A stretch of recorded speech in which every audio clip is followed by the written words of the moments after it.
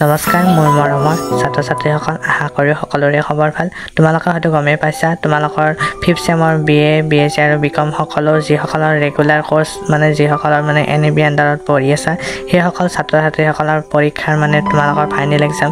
9/12/2025 তাৰিখৰ পৰা হ'ব তোমালোকৰ যিসকলে 5th চেম পঢ়ি আছে আৰু যিসকলৰ মেজৰ আছে মেজৰ আৰু মাইনৰক লৈ তোমালোকৰ এনে ধৰণৰ ৰুটিনখন দিছে তোমালোকে হয়তো পাইছাই কিন্তু ৰুটিনখন বহুতে বুজি পোৱা নাই হে মই ভিডিওটো উপস্থাপন কৰিছো গতিকে এই ভিডিওটো যদি ভাল লাগে প্লিজ তোমালোকে লাইক শেয়াৰ আৰু কমেন্ট কৰিবা এতিয়া আমি ৰুটিনখনৰ বিষয়ে অলপ আলোচনা কৰিম মানে মেজৰ 8 মানে আছে তোমালোকৰ ফাৰ্স্ট পেপাৰ অৰ্থাৎ তোমালোকৰ ফাৰ্স্ট পেপাৰ কোনখন কি হয় তোমালোকে নামবিলাক জানিব লাগিব অসমীয়া হয় অসমীয়া নাটক ঠিক তেনেদৰে ইকোনমিক্সৰ হয় ডেভেলপমেন্ট অফ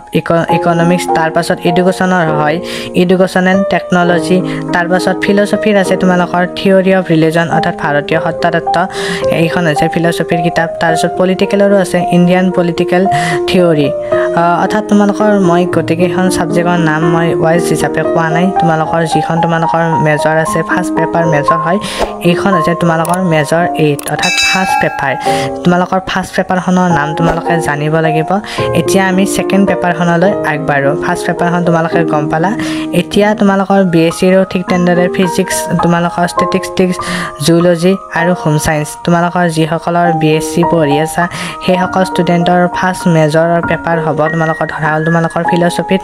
মেজৰ আছে ফিলসফিৰ পেপাৰখন চাবা হেনে ধৰণে তাৰ পাছত এতিয়া আগবাঢ়িম আমি মেজৰ 9 অৰ্থাৎ মেজৰ 9 মানে হৈছে সেকেন্ড পেপাৰ অৰ্থাৎ দ্বিতীয় পেপাৰখন তোমালোকৰ হৈতে আগবাঢ়ো অৰ্থাৎ দ্বিতীয় পেপাৰখন তোমালোকৰ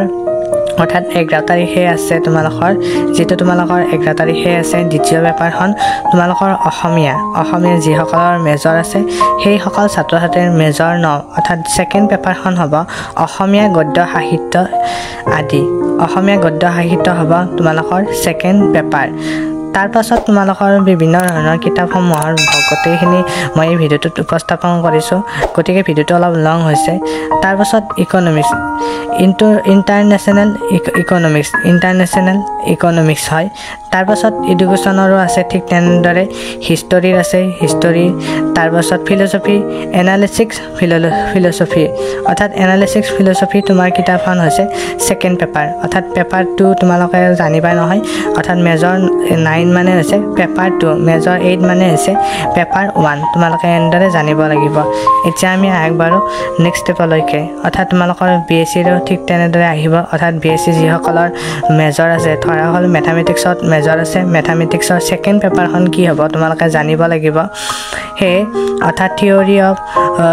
অফ ৰিয়েল ফাংচন অৰ্থাৎ থিওৰি অফ ৰিয়েল ফাংচন নামৰ কিতাপখন হ'ব যিসকলৰ মেথমেটিক্সত মেজৰ আছে সেকেন্ড পেপাৰখন এইটো হ'ব এতিয়া আমি আগবাঢ়ো মেজৰ 10 লৈকে অৰ্থাৎ তোমালোকৰ প্ৰতিখন বিষয়ে আছে যেহেতু মেজৰ 10 মানে হৈছে তোমালোকৰ থাৰ্ড পেপাৰ আমাৰ সমুদায় 4খন পেপাৰ হৈ থাকে কিন্তু আমি ফাৰ্স্ট মেজৰৰ কথাখিনি আলোচনা কৰিছো প্ৰথমখন হৈছে অসমীয়া যিসকলৰ মেজৰ আছে থাৰ্ড পেপাৰ হ'ব প্ৰাচীন ভাৰতীয় আৰু মধ্য ভাৰতীয় আৰ্য ভাষাৰ ৰূপৰেখা অৰ্থাৎ অসমীয়াৰ ফাৰ্স্ট অৰ্থাৎ থাৰ্ড মেজৰ পেপাৰখন হ'ব প্ৰাচীন ভাৰতীয় আৰু মধ্য ভাৰতীয় আৰ্য ভাষাৰ ৰূপৰেখা তোমালোকে অলপমান বুজি পাইছা বুলি মই আশা ৰাখিলো যদি কোনোবা এই ভিডিওটোত তোমালোকে বুজি পোৱা নাই প্লিজ তোমালোকে মোক কমেন্ট কৰিবা মই তোমালোকক WhatsAppৰ জৰিয়তে বা তোমালোকক আকৌ এটা মই ভিডিওৰ জৰিয়তে সুন্দৰভাৱে আকৌ অলপ বুজাই দিবলৈ চেষ্টা কৰিম ফিলসফি তোমালোকৰ সিম্বলিষ্ট লজিক অৰ্থাৎ সিম্বলিষ্ট লজিক হ'ব তোমালোকৰ 4 অৰ্থাৎ 3 নম্বৰ পেপাৰখন হ'ব সিম্বলিষ্ট লজিক তাৰ পাছত বটানীৰো ঠিক তেনেদৰে আছে কেমিষ্ট্ৰিৰো ঠিক তেনেদৰে আছে এইবিলাক কিতাপ তোমালোকে চাব লাগিব কোনখন কিতাপত কোনখন মানে মেজৰ 1 কোনখন মেজৰ 2 মানে কোনখন মেজৰ 8 কোনখন মেজৰ 9 কোনখন মেজৰ 10 কোনখন মেজৰ 11 অৰ্থাৎ 4খন কিতাপ হয় ন আৰু মাইনৰৰো আমি এই ভিডিওটোৰ জৰিয়তে উপস্থাপন কৰিছো এটা ভিডিওৰ জৰিয়তে দুইটা কথাই আমি এটা ভিডিওৰ জৰিয়তে উপস্থাপন কৰা হৈছে এতিয়া আমি আগবাঢ়ো মেজৰ 10 লৈকে অৰ্থাৎ মেজৰ 10 তোমালোকৰ জিওলজিৰ মেজৰ থকা সকলৰ হ'ব এইটো অৰ্থাৎ তোমাল তাৰ পাছত হোম সায়েন্সৰ যিসকলৰ মেজৰ আছে এইটো হ'ব তোমালোকৰ মেজৰৰ বিষয়ে গোটেইখিনি আমি আলোচনা কৰিলো এতিয়া তোমালোকৰ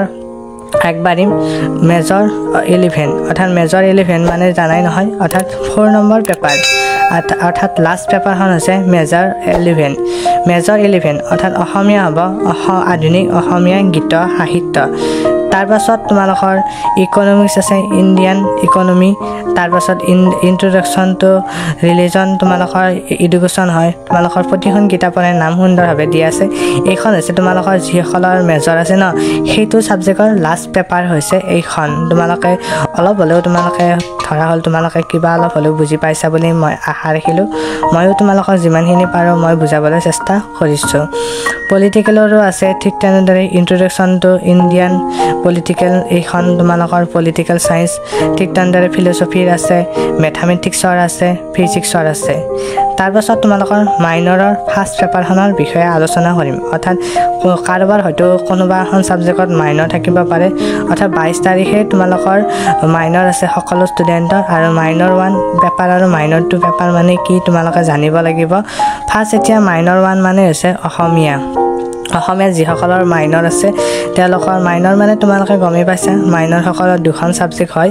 এখন যি দুখন ধৰা হ'ল মোৰ অসমীয়া আৰু গণিত এনে ধৰণৰ বা তোমালোকৰ অসমীয়া বা এডুকেশ্যন এনে ধৰণৰ অসমীয়া সাবজেক্ট ফাৰ্ষ্ট সাবজেক্টখনৰ নাম মই এতিয়া আলোচনা কৰি আছোঁ অসমীয়া নাটক ঠিক তেনেদৰে তোমালোকৰ যিসকলৰ মাইনৰ ফিজিক্সত আছে তোমালোকৰ এইখন হ'ব তাৰপিছত ষ্টেটিষ্টিক্সতো তোমালোকৰ সেইমতে সুন্দৰভাৱে দিয়া আছে মই ভিডিঅ'টোত বহুতখিনি তোমালোকক এটা ভিডিঅ'ৰ জৰিয়তে বহুতখিনি এড কৰা গৈছে যিমানখিনি পাৰোঁ মই তোমালোকক বুজাই দিবলৈ চেষ্টা কৰি আছোঁ এতিয়া আমি আগবাঢ়ো মাইনৰ 1 অৰ্থাৎ মাইনৰ 1ৰ ছেকেণ্ড পেপাৰ অৰ্থাৎ মাইনৰ 1ৰ ছেকেণ্ড পেপাৰখন হ'ব তোমালোকৰ যিসকলৰ মাইনৰ 2 আছে অৰ্থাৎ মাইনৰ 1 মানে ধৰা হ'ল তোমালোকৰ অসমীয়া আৰু এডুকেশ্যন মই ধৰি লৈছোঁ অসমীয়া দুটা কিতাপ হ'ব ফাৰ্ষ্ট কিতাপখনত মই কৈছোঁ অসমীয়া নাটক আৰু দ্বিতীয়খন কিতাপ হৈছে আধুনিক অসমীয়া গীত সাহিত্য মানে অসমীয়াৰ ফাৰ্ষ্ট কিতাপখন অসমীয়া নাটক আৰু দ্বিতীয় কিতাপখন হৈছে আধুনিক অসমীয়া গীত সাহিত্য ঠিক তেনেদৰে তোমালোকৰ ফিলচফি আছে পলিটিকেল আছে ফিলচফি দ্বিতীয় পেপাৰখন হ'ব চিম্বলিষ্ট লজিক আৰু প্ৰথমখন মই তোমালোকৰ সৈতে আলোচনা কৰিছোঁৱেই ঠিক তেনেদৰে বটানীৰো এনেদৰে আছে এতিয়া আমি আগবাঢ়ো নেক্সট ষ্টেপলৈকে অৰ্থাৎ তোমালোকৰ এইখন যিখন তোমালোকৰ এতিয়ালৈকে আমি আলোচনা কৰা নাছিলোঁ ৰুটিনখন মাইনৰ 8 মানে তোমালোকে জানিলা অৰ্থাৎ ফাৰ্ষ্ট পেপাৰখন যিখন মই ভিডিঅ'টোৰ জৰিয়তে ফাৰ্ষ্টতে আৰম্ভ কৰিছিলোঁ তাৰপিছত তোমালোকৰ ফাৰ্ষ্ট পেপাৰ আছে তোমালোকৰ 9 তাৰিখে সকলোৰে আছে 9টা বজাত যিসকলৰ মেজৰ আছে তাৰপাছত 11 তাৰিখে অৰ্থাৎ মেজৰ 9 হয় এইখন 11 তাৰিখে আছে তোমালোকৰ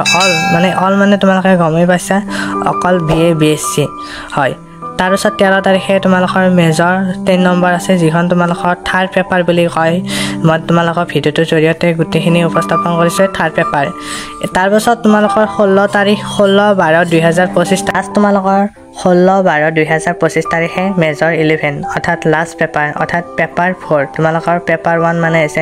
মেজৰ 8 পেপাৰ 2 মানে হৈছে মেজৰ 9 আৰু পেপাৰ 3 মানে হৈছে মেজৰ 10 আৰু পেপাৰ 4 মানে হৈছে মেজৰ 11 তোমালোকৰ বিকমৰো ঠিক তেনেদৰে মই সুন্দৰভাৱে উপস্থাপন কৰিছোঁ বিকম সকলৰ বাবে তোমালোকৰ 15 তাৰিখৰ পৰা আৰম্ভ হ'ব 15 তাৰিখে আছে 17 তাৰিখে আছে 19 তাৰিখে আছে তাৰপিছত 22 তাৰিখে আছে আৰু 26 তাৰিখে আছে তোমালোকৰ প্ৰতিটো সাবজেক্টে সুন্দৰভাৱে উপস্থাপন কৰা হৈছে আৰু এই ভিডিঅ'টো যদি তোমালোকে কিবা অলপ বুজি পাইছা প্লিজ তোমালোকে কমেণ্ট কৰিবা বুলি আশা ৰাখিলোঁ নতুন এটা ভিডিঅ'ত আমি লগ পাম বুলি আশা ৰাখিলোঁ